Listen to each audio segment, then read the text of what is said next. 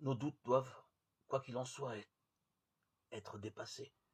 Il est nécessaire pour cela d'écouter la parole de Dieu et de comprendre ce qu'elle nous enseigne.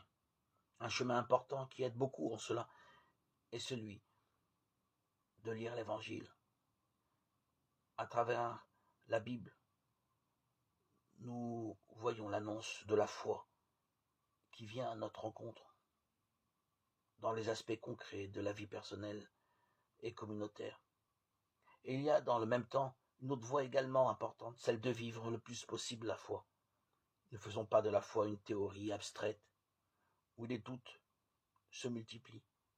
Faisons plutôt de la foi notre vie.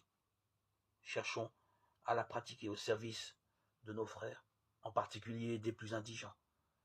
Alors, tant de doutes s'évanouissent, car nous sentons la présence de Dieu et la vérité de l'Évangile dans l'amour qui, sans notre mérite, demeure en nous et que nous partageons avec les autres.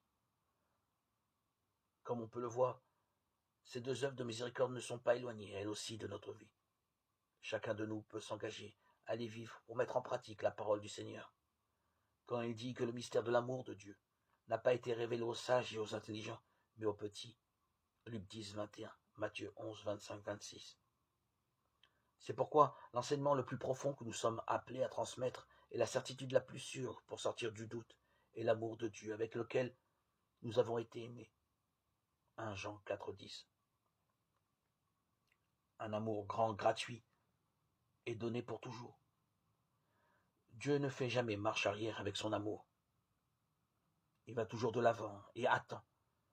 Il donne pour toujours son amour, dont nous devons ressentir avec force la responsabilité pour en être les témoins en offrant la miséricorde à nos frères.